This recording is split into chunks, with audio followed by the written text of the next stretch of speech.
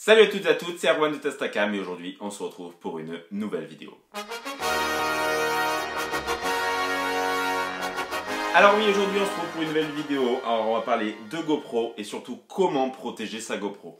Alors personnellement, moi j'ai utilisé donc deux trucs différents que je vais vous montrer aujourd'hui, enfin même trois. Alors la première chose que je vais vous montrer qui sera la chose indispensable, ça va être par exemple le petit cache que vous allez pouvoir mettre sur votre lentille, donc soit pour votre boîtier étanche si c'est une GoPro Hero 4, une Hero 3, une Hero 2, ou sinon si c'est une GoPro Hero 5 ou une Hero 6, elle n'est pas dans son boîtier, donc ça va être directement la lentille, donc il va falloir faire très attention.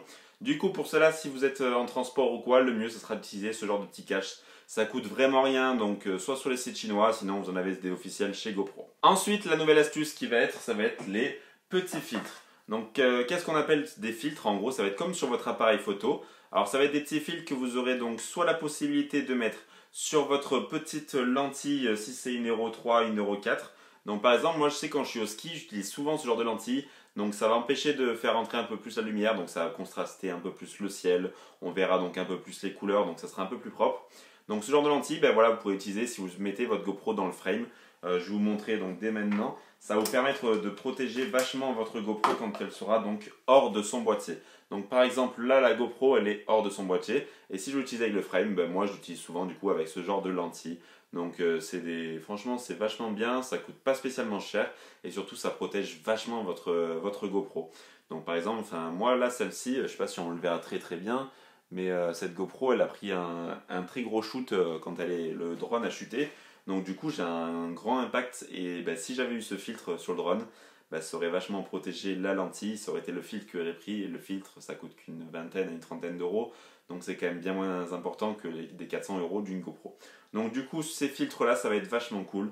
Et il va aussi exister des filtres qui vont être directement pour les boîtiers étanches. Donc par exemple si vous êtes vraiment vous voulez protéger au maximum votre GoPro, vous allez pouvoir le mettre à la place donc, de la protection. Je vais vous montrer dès maintenant.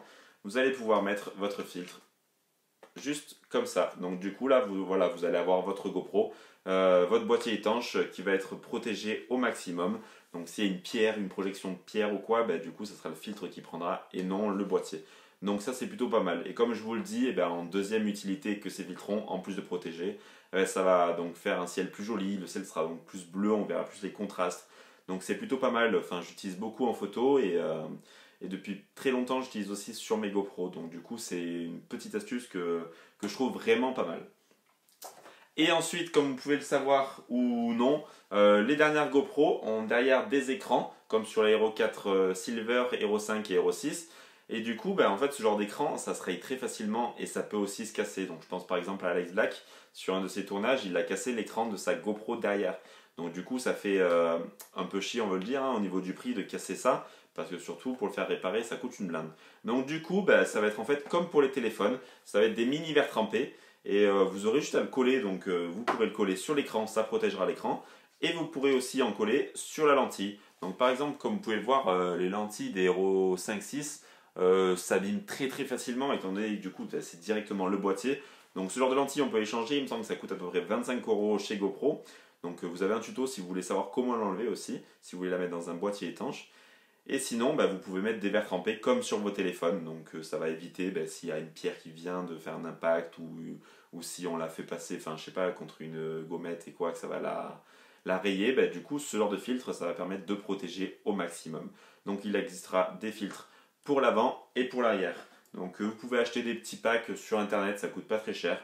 Et ça protège vraiment bien. Donc moi je les ai mis sur les deux GoPro et c'est plutôt pas mal parce que la première je savais pas spécialement que ça existait entre guillemets. Donc la première, la Hero 5 est vachement rayée au niveau de la lentille, l'écran pareil derrière il a beaucoup de rayures, de shoot.